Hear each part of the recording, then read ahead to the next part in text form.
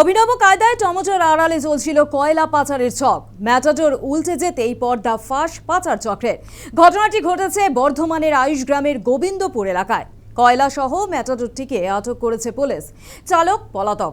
শুরু হয়েছে ঘটনার তদন্ত।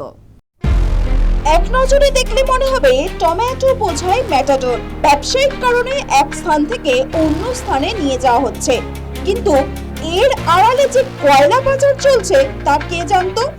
পর্দাফাঁস হলো ম্যাটাডোরটি দুর্ঘটনার কবলে পড়ে উল্টে যেতেই। বুধবার ভোরে একটি টমেটো বোঝাই ম্যাটাডোর ঘুষকরার দিকে যাচ্ছিল। বর্ধমানের আউশ গ্রামের গোবিন্দপুর এলাকায় হঠাৎই গাড়িটির চাকা ফেটে যায়। নিয়ন্ত্রণ হারিয়ে উল্টে যায় ম্যাটাডোরটি।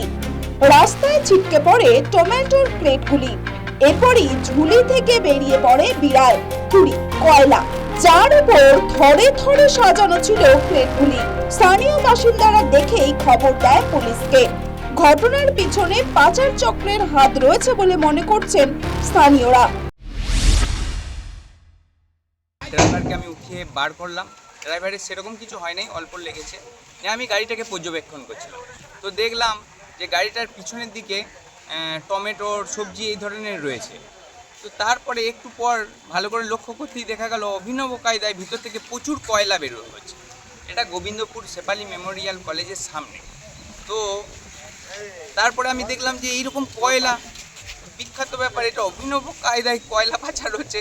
কিন্তু আমরা সিনেমাতে দেখেছি, পুষ্পা সিনেমায় কিভাবে নানান রকম কাঠ পাচার হতো। তো এই প্রথম দেখলাম আমি এইভাবেই আর কি। সকালবেলা এসে দেখছি যে গাড়িটা অ্যাক্সেল বা গুল্লা কেটে বাঁ দিকে পড়ে রয়েছে। বাঁ দিকে পড়ে থাকাতে দেখছি গাড়িটা পাল্টিয়ে হওয়ার মতন ব্যবস্থা।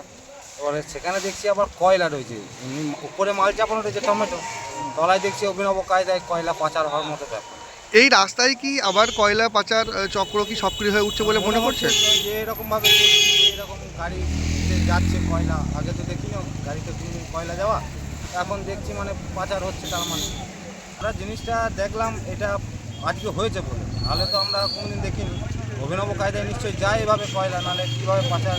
কোথা থেকে এই কয়লাগুলোকে আনা হচ্ছে বলে মনে হচ্ছে? আমার যতদূর সম্ভব এটা আপনার আসানসোল ওই সাইড থেকে, আসানসোলেরই নাম্বার গাড়িটা, একমাত্র ওই সাইডে যেখানে কয়লা পাওয়া যায় আমাদের কলিয়ারি সাইড, ওখান থেকে আসছে কয়লা।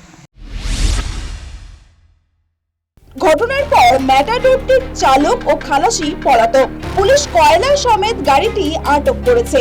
কে বা কারা ঘটনার সঙ্গে যুক্ত, কি উদ্দেশ্যে এবং কোথায় কয়লা পাচার হচ্ছিল তা খতিয়ে দেখতে তদন্ত শুরু করেছে। এর আগে একাধিক পদ্ধতিতে সোনা কিংবা গাঁজা পাচারের ঘটনায় চাঞ্চল্য ছড়িয়েছে, কিন্তু সবজির আড়ালে কয়লা পাচার চক্রের অভিনবত্বের দাবি করতেই পারে নিউজ টাইম।